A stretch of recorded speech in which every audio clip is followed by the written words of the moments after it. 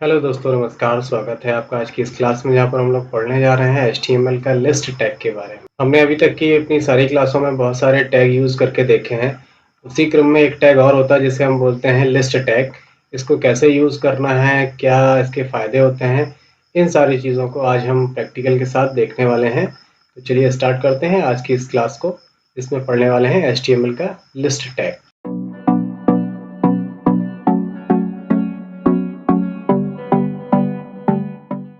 List tag के बारे में बताया गया है। लिस्ट टैग में हम जो भी इंफॉर्मेशन होती है या डेटा होता है उसे लिस्टिंग करने के लिए यूज़ करते हैं। यानी उसकी अगर हमें लिस्ट बनानी है, एक सारणी बनानी है, एक प्रॉपर तरीका में दिखाना है, तो उसका एफिशिएंट वे हमें मिल जाता है लिस्ट टैग यूज़ करने से। लिस्ट टैग को कैसे यूज़ करने हैं, इसके तीन लिस्टिंग होती है। पहली होती है ऑर्डर्ड लिस्ट, दूसरा होता है अनऑर्डर्ड लिस्ट और तीसरी होती है डिस्क्रिप्शन लिस्ट। अभी आप यहाँ पे जो एग्जांपल देख रहे हैं, तो यहाँ पे ये जो है वो है डिस्क्रिप्शन लिस्ट, और ये जो देख रहे हैं बुलेट्स में, ये है अनऑर्डर लिस्ट, और जो यहाँ पे देख रहे हैं ये ऑर्डर लिस्ट है। इन्हीं सारी चीज़ों को आज की हम इस क्लास में अच्छी तरीके से देखने वाले हैं और यूज़ भी करने वाले हैं। अब सबसे पहले ऑर्डर लिस्ट आती है, तो ऑर्डर लिस्ट का मतलब क्या होता है ये देख लेते हैं। ऑर्डर लिस्ट का मतलब है जहाँ पर डेटा लिस्टिंग के साथ इंक्रीजिंग ऑर्डर में नंबर भी शो करने हो, इसलिए नंबर लिस्ट भी इसको बोला जाता है। ऑर्डर लिस्ट लिखने के लिए हम OL टैग का यूज़ करते हैं और लिस्टिंग के लिए LI टैग का यूज़ करते हैं। जब हम ऑर्डर लिस्ट का बात करते हैं तो ऑर्डर का मतलब होता है इस तरीके का आपको आउटपुट मिलता है, यानी नंबर्स में आप दे सकते हो 1 नंबर, 2 नंबर, 3 नंबर, 4 नंबर, इस तरीके से आप डेटा शो करवाते हैं। कहाँ पर? ऑर्डर लिस्ट में। जबकि अनऑर्डर लिस्ट की बात होती है तो अनऑर्डर लिस्ट में हम UL टैग का यूज़ करते हैं, उसके अंदर में LI टैग का यूज़ करते हैं, और उसमें जो आउटपुट मिलता है वो हमें इस तरीके से आउटपुट मिलता है। और जब हम डिस्क्रिप्शन लिस्ट की बात करते हैं तो डिस्क्रिप्शन का लिस्ट का मतलब होता है कि वहाँ पे हर एक लिस्ट का ऑप्शन है और उसके अंदर उसके विकल्प होते हैं। जहाँ पे हम DL टैग यूज़ करते हैं, जिसका मतलब होता है डेफिनेशन लिस्ट, DT का मतलब होता है डेटा टर्म, और DD का मतलब होता है डेटा डेफिनेशन। इन सारे टैग का हम यूज़ अभी आपको प्रैक्टिकल करके दिखाते हैं, कैसे यूज़ करना है, कैसे इन सारी लिस्टों को बनाना है, और इनसे फ़ायदे क्या होने वाले हैं, ये सारी चीज़ें देख लेते हैं। तो चलते हैं अपने VS कोड एडिटर पर और इसका प्रीव्यू भी देख लेते हैं। यहाँ पे मैं एक नया पेज यूज़ कर रहा हूँ, जिसका नाम मैंने नया एक इंडेक्स बनाया है, जिसका नाम दिया मैंने list.html, और यहाँ पे एक छोटा सा सिंटेक्स ऑलरेडी टाइप हुआ रखा है। ये एमिट एब्रीविएशन से हमने टाइप किया हुआ है। अब यहाँ पे बॉडी पे लिख देते हैं हम कुछ भी। यहाँ पे मैं H1 एलिमेंट यूज़ कर लेता हूँ। यहाँ पे लिखता हूँ दिस इज लिस्ट टैग, और सेव करता हूँ। तो अभी कोई प्रीव्यू नहीं आया क्योंकि हमें इसको गो लाइव पर जाना होगा। गो लाइव पर जाने के बाद यहाँ पे मुझे दिस इज लिस्ट टैग दिख गया है। अभी मैं आपको यहाँ पे OL टैग बताने से पहले आपको एक कमेंट टैग से और इंट्रोड्यूस करवाता हूँ। कमेंट टैग का मतलब क्या होता है, यदि मैं यहाँ पे OL टैग यूज़ कर रहा हूँ और मुझे किसी दूसरे स्टूडेंट को बताना है, या इस वेबसाइट पे मेरे साथ बहुत सारे लोग कलीग्स काम कर रहे हैं, तो उनको मुझे कोई इन्फॉर्मेशन देनी है और वो इन्फॉर्मेशन हमारे वेबसाइट पे डिस्प्ले भी ना हो और वो यहाँ पे कोडिंग में दिखाई भी दे, तो उसके लिए हम कमेंट टैग यूज़ करते हैं। कमेंट टैग के अंदर लिखा हुआ डेटा कभी भी हमारे वेब पेज पर प्रीव्यू में नहीं आता है, वो सिर्फ आपको कोडिंग में या VS कोड एडिटर में ही दिखाई देगा, या जो लोग एडिटिंग कर रहे हैं उनकी हेल्प करने के लिए होता है। उसके लिए हम सिंपली यूज़ करेंगे exclamation sign, double dash use करेंगे। इस तरीके से वो ऑटोमेटिक लग जाता है। इसके बीच में आप जो भी लिखेंगे वो एज अ कमेंट दिखाई देगा। अब मैंने लिखा दिस इज कमेंट। अब आप इसको जब सेव करेंगे तो देखिए यहाँ पे प्रीव्यू में कुछ भी नहीं आ रहा है ना। अगर यही चीज़ कमेंट एडिटर के बाहर होती इस तरीके से और मैं सेव करता, तो देखो यहाँ पे आ रहा है this is comment.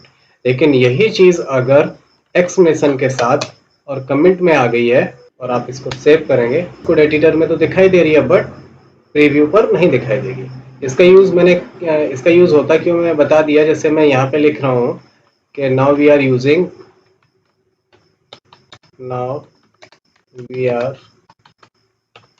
Using order list, ठीक है ना। अब यहाँ पे सेव कर देते हैं तो यहाँ पे नहीं दिखाई देगा, लेकिन जो भी इसका यूज़ करेगा उसे समझ में आ जाएगा कि we are creating order list, ठीक है ना। अब देख लेते हैं ऑर्डर लिस्ट बनाने के लिए हमने सबसे पहले OL टैग का यूज़ किया। OL को खोला।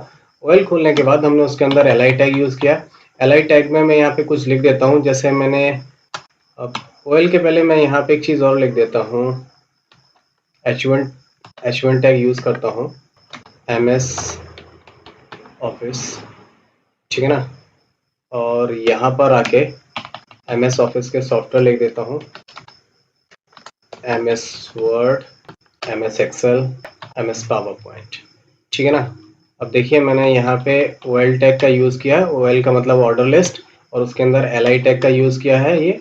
अब इसको जैसे हम सेव करते हैं तो प्रीव्यू पर गौर करिएगा, देखिए यहाँ पे जो H1 MS ऑफिस के अंदर था वो MS ऑफिस आ गया, और उसके अंदर जो ऑर्डर लिस्ट बनाई मैंने 1 2 3 करके आपके पास ऑर्डर लिस्ट आ गई है। इस तरीके से मल्टीपल ऑर्डर लिस्ट और बना सकते हैं। अगर आप यहीं पे अल्ट शिफ्ट के साथ डाउन करेंगे तो यहाँ पे आप जो भी चीज़ एक्स्ट्रा ऐड करना चाहते हैं, एक्सेस यूज़ किया तो मैंने MS एक्सेस भी यहाँ पे आ गया। इसको बोलते हैं हम ऑर्डर लिस्ट, ठीक है ना। अब यहाँ पर ऑर्डर लिस्ट के साथ कुछ एट्रीब्यूट्स भी हैं, वो एट्रीब्यूट्स देख लेते हैं, एट्रीब्यूट्स क्या क्या होते हैं। अभी जैसे यहाँ पे 1 2 3 आ रहा है ऑटोमेटिकली, हम इसको भी चेंज कर सकते हैं। अब यहाँ पे एक इसका एट्रीब्यूट्स होता है टाइप्स। अब जैसे आप टाइप करोगे तो टाइप यहाँ पे आपके पास चार प्रकार के टाइप आ रहे हैं। आप A, small A, capital A, small I, capital I, या 1 2 3। आप इस तरीके से आप कुछ भी देना चाहो तो आप उसी स्टाइल में आपका जो टेबल आ रही है यहाँ पे वो उसी स्टाइल में आएगी। तो आप टाइप लिखने के बाद यहाँ पे 1 2 3 4 आप इतने प्रकार से अपनी लिस्ट बना सकते हो। अगर आप यहाँ पे 1 दे रहे हैं तो 1 तो ऑलरेडी दिया हुआ है। अगर आप कैपिटल ए में देते हैं तो आप सिंपल कैपिटल ए करके सेव करेंगे तो यहाँ पे देखिए आपका जो प्रीव्यू ABCD में आ गया, क्योंकि हमने यहाँ पे कैपिटल ए लिया। अगर इसी की जगह पे आपने स्मॉल ए ले लिया होता ये वाला, तो देखिए आप सेव करते हैं तो आपका स्मॉल ABCD में आ जाएगा। इसी की जगह पे आप कैपिटल आई ले लेते हैं तो वो रोमन अंक में दिखाई देगा आपको, देखिए। और अगर आप स्मॉल आई ले लेंगे तो वो स्मॉल रोमन अंक में दिखाई देगा आपको। इस तरीके से आप इसके एट्रीब्यूट्स यूज कर सकते हैं। ये के सारे एट्रीब्यूट्स OL यानी और ऑर्डर लिस्ट के साथ ही यूज करे जाते हैं। अब यहाँ पे एक एट्रीब्यूट्स और होता है, वो भी मैं आपको बता देता हूँ। यहाँ पे अगर आप लिखेंगे स्टार्ट के साथ आप क्या लिखते हैं, ये आपकी टेबल, आपकी जो लिस्ट है उसी नंबर से स्टार्ट हो जाएगी। जैसे मैं यहाँ पे 10 लिख देता हूँ तो हमारी लिस्ट 10 11 12 13 से स्टार्ट हो जाएगी। अगर यहाँ पे मैं 100 कर देता तो हमारी लिस्ट 100 से स्टार्ट हो जाती। अगर मैं यहाँ पे 500 कर देता तो हमारी लिस्ट 500 से स्टार्ट हो जाएगी। इसी के साथ एक और एट्रीब्यूट्स होता है जिसको हम बोलते हैं रिवर्स। और रिवर्स लिखने के बाद आप सेव करेंगे तो ये देखिए 500 499 498 497 है ना। सिर्फ रिवर्स लिखने से यही हो जाएगा। अगर मैं यहाँ पे 10 कर देता तो ये 10 9 8 7 से स्टार्ट हो जाएगी, ठीक है ना। तो जो ऑर्डर लिस्ट के जो एट्रीब्यूट्स हैं वो स्टार्ट के साथ भी आप कर सकते हो, और रिवर्स करने पे वो रिवर्स में दिखाई देगा।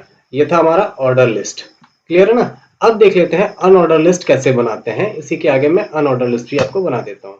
मैं यहाँ पे एक दूसरा टैग यूज H1 करता हूँ फिर से, और यहाँ पे लिखता हूँ प्रोग्रामिंग लैंग्वेज, और यहाँ पे अनऑर्डर लिस्ट यूज करता हूँ।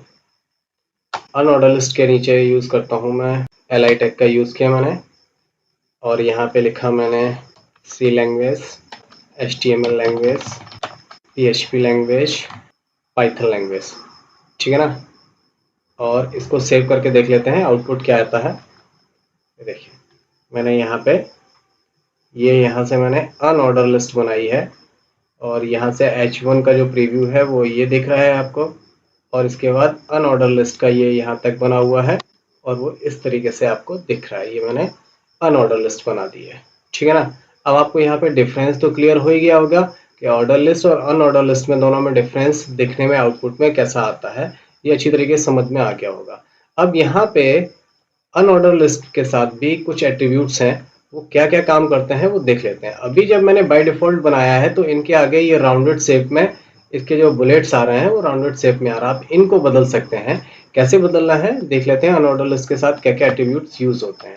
यहाँ पे आपको करना है टाइप, आपको लिखना है टाइप इक्वल टू, ठीक है ना। अब आप यहाँ पे जो चीज देना चाहते हैं एट्रीब्यूट इसके लिख सकते हैं। जैसे मुझे यहाँ पे जो बुलेट्स राउंडेड आ रहे हैं इसको आपको स्क्वायर में देना है तो आप स्क्वायर लिख सकते हैं। यहाँ पे देखिए स्क्वायर लिखते ही स्क्वायर आ गया, और आप इसको सिलेक्ट करके जैसे ही सेव करेंगे तो यहाँ पे देखिए राउंडेड की जगह पे स्क्वायर आ गया है, ठीक है ना। इस तरीके से आप स्क्वायर भी ले सकते हैं, और आप यहाँ पे दिस कर देंगे